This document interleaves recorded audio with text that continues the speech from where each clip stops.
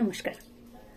কর্পূর দিয়ে 4টে আশ্চর্য চমৎকারী টোটকা আজ আমি আপনাদের সাথে শেয়ার করব।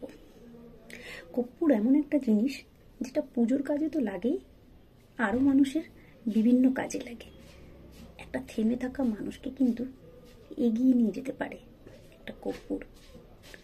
তো সেই টোটকাগুলো হলো, যদি কোনো ম্যারিড লাইফে বা দাম্পত্য জীবনে খুঁটিনাটি অশান্তি তো লেগেই থাকে, তো সেই খুঁটিনাটি অশান্তি থেকে মুক্তি পাওয়ার জন্য আপনার বেডরুমে বেডের পাশে অল্প একটুখানি কর্পূরের ডেলা রেখে দেবেন। দেখবেন ছোটোখাটো যে অশান্তিটা হচ্ছে সেটা কিছুদিনের পর মুক্তি পেয়ে যাবে। আচ্ছা, আর একটা হলো, আপনার বাচ্চা যদি পড়াশোনায় মনোযোগ বসাতে না পারে, তাহলে পড়ার ঘরে একটা বাটিতে অল্প একটুখানি কর্পূর রেখে দেবেন।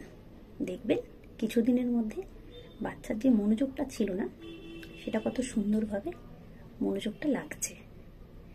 আচ্ছা, অর্থনৈতিক অবস্থা কম বেশি সবারই খারাপ এখনের বর্তমানের যা সিচুয়েশন। তো সেই অর্থনৈতিক অবস্থা থেকে কিছুটা হলেও মুক্তি পাবেন কর্পূরের একটা ছোট ডেলা আপনার বাড়ির সিন্ধুকে রেখে দেবেন। দেখবেন যে অর্থনৈতিক অবস্থা যেখান থেকে আপনারা জর্জরিত হয়ে পড়ছেন, সেখান থেকে কত তাড়াতাড়ি আপনারা বেরিয়ে আসতে পারবেন। আর বাস্তু সমস্যার জন্য আমি আগেও বলেছি, একটা তেজপাতার সাথে অল্প একটুখানি কর্পূরের ডালা পুজোর পর জ্বালিয়ে দেবেন।